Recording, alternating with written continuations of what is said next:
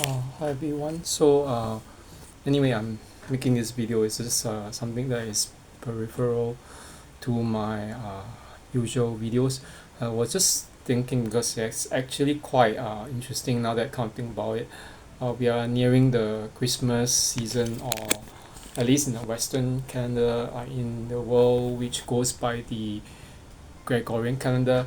And as you all know, like Christmas on the 25th of December, yeah, it's actually celebrated. I mean, in the case of the Western world, and even in I think in Greece, even in Greece, and if I'm not wrong, yeah, even Georgia, yeah, 25th December is generally officially the date.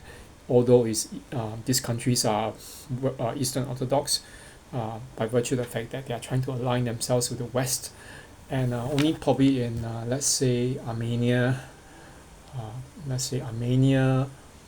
um, Egypt, Coptic Egypt, and Russia. Yeah, in Russia, um, Christmas or Nativity, as it's being called, is being observed either on January the 6th or January 7th. Okay, that would be Orthodox Christmas. And there's something interesting because today I came across this article by this, I think it's a zoologist, a scholar. She was talking about this thing called Parthenogenesis. Okay, Parthenogenesis basically means it comes from the Greek. There are two roots to it. Genesis, as you know, means which is literally the title of the first book of the Christian Bible. Can mean creation or birth, and Partheno is the earlier root, the prefix comes from the word Parthene, which means virgin. And as you all, those who are Greek Orthodox or Eastern Orthodox will know that, who has actually a little bit of knowledge of Greek, we know that Parthene, virgin, is often used to refer to the mother of God. Okay, not mother God in the sense that she uh, gave birth to his uh, holy attributes, because we know that God he's uncreated. He cannot be uh, given birth to in a very spiritual sense. But Mary, as the mother, the bearer of God in his fullness, okay, who's Jesus Christ, she was the blessed virgin. Okay, uh, as the hymn in Greek, Agne Patene, Agne Patene Despina, the one by written by um, Saint Nectarios of Aegina. So there's something quite interesting because I was reading the article, and the article talk about how crocodiles, female crocodiles, engage in this process called the uh, parthenogenesis. Basically, so instead of, like, we know that in normal biology, regardless of the species, whether it's a human or animal, the egg of the female requires the sperm of the male to fertilize it before it actually uh, yeah, its insemination, basically, to evolve into a fully fertilized egg. And then there's a term of germination before, when it grows and grows, and the fetus will grow into the full uh, being. Okay, at least for baby or fetus. So the thing is this, with crocodiles, there's this one process which is kind of unique, because crocodiles are kind rather unique. You know that in the animal kingdom, there have been studies where, let's say that, crocodiles, in certain cases like floods or famine, or where there's a, one sex, like whether male or female, um, is under supply, or it's basically there's not enough in numbers, they can actually change the sex to the other opposite one, so that they can actually engage in copulation with the opposite sex, and then to give birth to the yeah. So this whole thing about changing, yeah, like it is kind of unique, but it's also, this thing about parthenogenesis is kind of unique because in the case of the female crocodile, instead of requiring the sperm of the male crocodile to inseminate and fertilize the egg, okay, what the female crocodile does is that inside the body, the egg actually binds with another, like another I think some DNA or some subsidiary kind of part of the body, some cell, and then by this binding, okay, this actually creates a uh, the fertilized egg. Okay, but the thing is this, the precondition, obviously there are certain caveats to that, in that the egg that is being fertilized by this process of parthenogenesis basically is a literal virgin conception or virgin creation or birth of the crocodile, of the female crocodile. The caveat is that that egg specifically, the genetic process and everything leads to the offspring from that parthenogenesis being exclusively and predominantly, yeah, female. Okay, it has never been a male, because the binding is between the cell of the female crocodile with the egg of the female crocodile. And yeah, I know it's kind of bizarre, but if you look at it this way, in the why am I talking about this? Because this is something that I was trying to tell a number of people. The virgin birth of Jesus Christ, okay, whom we all Christians, regardless of whether you're Orthodox or Catholic or even Protestant, or even Assyrian, regardless of your so-called tradition, as long as you're Trinitarian, the fact that we say that we call him our Lord and that he's our God as well, he's the incarnation of God. That because no one has seen the Father, but we have seen, those who have seen or experienced and encountered Jesus Christ know that he is the image of God. He's the living image of God. So the thing is this whole process, it brings us back to the whole thing of the virgin birth, because during the the conception, the annunciation, not the immaculate conception, because it's a totally different dogma of the Catholic Church, but we're talking about the annunciation of the Virgin Mary, where she receives the message from the Archangel Gabriel. Okay, depending on how you pronounce his name. In some cultures, I think in Serbia and Georgia, at least in Georgia, they call him Gabriel, and then in some other cultures they call Gabriel, depending. Yeah, but the thing is this: he told that the Virgin Mary, okay, who we call the Mother of our Lord, he told her that she will be with child. And the one thing that she asked him very directly is, how is it possible? Because I'm a virgin. She herself said that, I'm a virgin and I have not known any man. Basically, she has not had any sexual relations. How is it possible?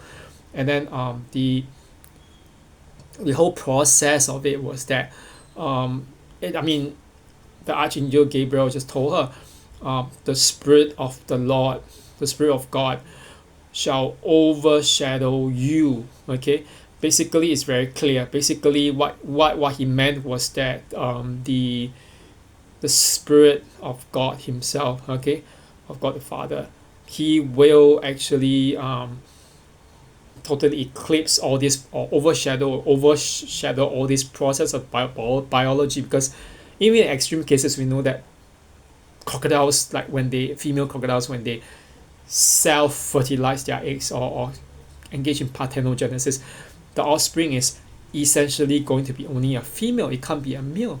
But in the case of who the Virgin Mary gave birth to, it was very clearly our Lord Jesus Christ, a male, and from the virgin birth. So what am I trying to say is this: the Spirit of God basically overshadowed these processes of biology, and so instead of having like an incarnation of God as a woman, we actually have God incarnate as a man. Okay, so this is like a total. The reason why this is a miracle is precisely because of this. God overrode all processes of biology, genetics, and even nature itself, the laws of biological reproduction. Okay, so our Lord Jesus was very, very, very obviously a male. Okay, he was circumcised as a Jew. Okay, a Jew of Judea and Samaria, the area. Okay, which now people just call the West Bank, but I mean there are areas like Bethlehem, which is it used to be really really um, have a lot of Christians and Jews until it became part of the Palestinian territories. But um, yeah, the Christian presence has been kind of dwindling bit by bit and bit, and now it's almost like less than, very sadly, it's really really small percentage. Yeah, and but I'm just to go back to the whole point is what I'm trying to say is that this whole thing about the virgin birth of Jesus Christ, it is undeniably a miracle. Because I know that there were some scholars that one particular scholar of biblical studies, he used to be a Christian before he became an atheist, and he made a very very scathing report in his book, that he claimed that the disciples who wrote the New Testament uh, modeled all the stuff on including the virgin birth on let's say the Greek myths where the gods kind of like impregnated the women, and then these women were so basically, in that sense, according to him, this women were all virgins who were being impregnated by the Greek gods, and hence give birth to all these demigods like Hercules and whatever. But I was just reading initially on a very surface level, it would be seeming likely true. Oh yeah, because Mithras, even whom people claim has been born of like a god as well, but of a virgin. But the thing was is you can't make such a kind of correlation, because all this so-called impregnation of the women, all these virgins by the gods, were very much in the myths, okay, in the Greek myths and even the Roman myths. They were very much impregnated by real sexual intercourse. Okay, so there is a very very clear difference, because okay, let me just give you one example. This is the icon of not incarnation, this is the nativity icon. This is a very common icon that you see in the Eastern Orthodox Church. Sorry, because it's not going to be very clear, but you can see this is the icon. Most of the time in the Eastern Orthodox Church, the icons are very good ways of defining our theology, and even in the Catholic Church too. Okay, so very very unlike Protestant churches, which are also iconoclastic to the point that they don't even like images. There's nothing wrong with that. Okay, because we don't worship these images. We actually venerate and respect these images as forms of theology. And in the past, that when people were illiterate, this was the sources of theological instruction. So you can see this is the image of the Virgin Mary Theotokos, and what we call the Panagia, okay, the Blessed One, and in Orthodoxy, in Greek, and then next to her is this is the baby Jesus Christ, wrapped up in baby clothes, but which kind of resembles like the cradle, with a cradle resembling a grave. Okay, the grave clothes. So this is the whole thing. But if you see down here, there's this thing on this beam of light. Okay, it comes down on top and rests on top of them. Okay, this is this beam of light. This is actually supposed to represent the stable in Bethlehem where he was born. But in this case, the surrounding seems to imply something else. It looks more like a grave. Okay, so it's an allusion, a fast forward allusion to the tombstone where Jesus will later be buried. Okay, and then which he will also resurrect and rise from the dead from. Okay, upon the third day after his resurrection. So then you see here, down here, this is the most important thing. This light that comes down, okay, and rests on top. Okay, this is a threefold light. Okay, it's a threefold. If for those who are not sure, okay, down here, this is like a theophany. For those who can't see clearly, the theophany of different angels sing, but the light that comes from the top. Okay, this is the uncreated light of God. Okay, the Holy Trinity. It comes down and then it splits into three rays of light. The three rays of light are they are symbolic. Okay, they represent the Trinity in a way, but the fullness of the Holy Trinity, the fullness of God was in Jesus Christ. Okay, in the infant Jesus Christ. So right, even from this onwards, we know this kind of this icon itself, the nativity, this is already an allusion to the fact that the virgin birth of Jesus it is like one and only event, okay, because it eclipses all biology and all genetics, all this what is actually possible in medicine, in medical science and biological science. Okay, so this is what I was telling someone, because someone he's not this uncle, he said he was laughing initially. He said, yeah, why do you read so much? But I said, no, because you know what, if such a thing really did happen, and it was just something natural, uh, Mary's child wouldn't be a boy. It would have, her child would simply have been a girl. If such a process of parthenogenesis, like what the crocodiles went through, was applying to the virgin birth. But instead, she gave birth to our Lord Jesus Christ, who was a man, who was very much a man, okay, a biological male. And this simply shows this one thing, and it goes back to what the Bible and what the revelation given by Archangel Gabriel from God was simply that the Spirit of God will overshadow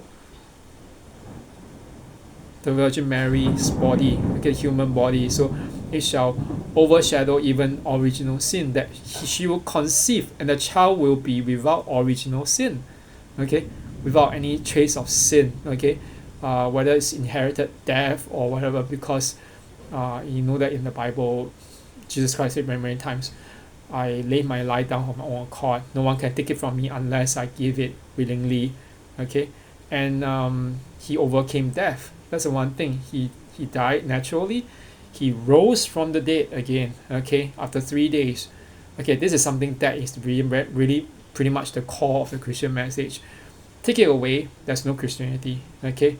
And this is pretty much also what other religions like Islam tries very hard to deny, or not just Islam, but even the cult of Jehovah's Witness, Mormonism, all this, they try to deny that, okay, the incarnation and everything. But so anyway, this is what basically I'm trying to get at. So yeah, so that the virgin birth is a pretty unique event in the history of humankind, and yeah, basically all human history as we know it, even time, it revolves around that. And I only know recently, I just came to know recently a few years ago, there's no such thing called 0 AD. Okay, although history is supposed to begin at the point of inception, actually by such a thing, most of the time history begins at the, I say AD, Anno Domini. It begins with 3 AD. It doesn't begin with 0 AD. And when I realized that, I was like, why is it so? I didn't realize. Oh yeah, there were those period in between, like the conception, the nativity, and then the years in Egypt and everything, and then that made perfect sense by then. Okay, so anyway, yeah, that's it for now. I've just been rambling on a bit about this, but I hope everyone has a very good time, because anyway, as you can tell, this has the swelling has gone up quite a bit. I don't know how it is. Like sometimes I feel that there's still. I mean, you can't totally get rid of the kind of like nodules unless you remove the thyroid gland. The doctor said because this is very near the voice box, I can't. He didn't want to do anything to affect me and cause me to lose my voice. Yeah, it's quite a dangerous procedure, a risky procedure, but he did remove a lot of the excess fluid and everything that we call suppuration, and so now the swelling has gone down, the lump is gone, and I'm just very thankful. I'm very, very thankful to God, because there are possibly worse scenarios, and I don't know what I could do. I was under a lot of this health scare, but this health scare aside, yeah, I'm just thankful. And then now I can go on to doing stuff like finishing my grading. I'm gonna finish my grading by this week, and then the moderation and everything, but the bell curve will be next week. So anyway, that's it for now, and I hope everyone has a good what's called Advent period. Okay, thanks very much. Okay, bye bye.